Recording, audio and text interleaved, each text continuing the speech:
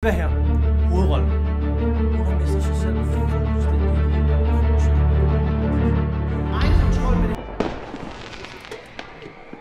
Hvor er det, jeg kom? Hvorfor?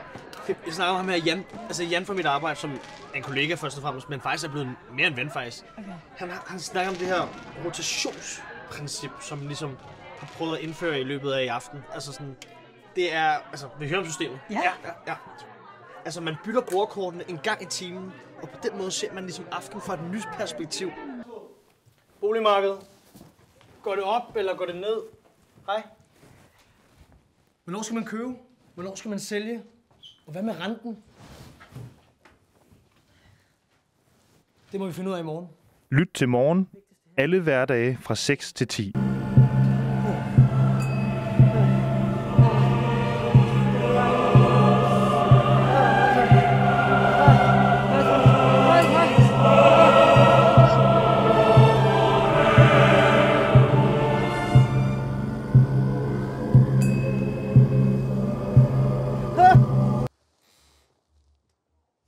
Hvad sagde han? Det går ikke. Pernille er hoppet ud af aftalen. Hvem er Pernille? Det er Mimis barnpasser.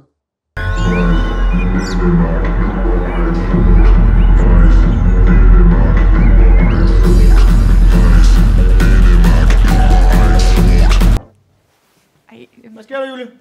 Jeg synes bare ikke... Det sker godt. Ja, men det er bare, at jeg snakker københavnsk, når jeg er fra Jylland. Vi skal jo over og ramme sjællænderne, københavnerne. Så Ja. skal man altså snakke som dem. Ja. Okay. When in Rome hedder det. Roaming. Yes, godt. Roaming så. Præcis. Mere det. Der er 10 butikker på Sjælland, og så er der en hel masse i udkants Danmark.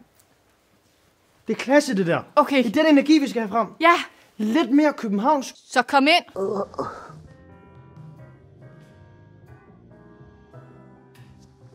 Hvad var det, skat?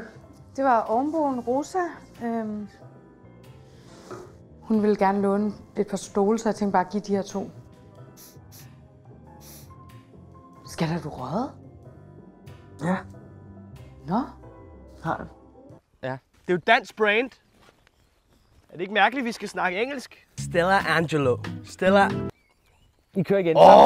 There is enough of There's everyone. enough for... Nej, there's enough for everyone. There's enough. Stella Angelo. Ja, vi opfører sgu alle sammen. Ja. Jeg ved ikke, om jeg ved det her.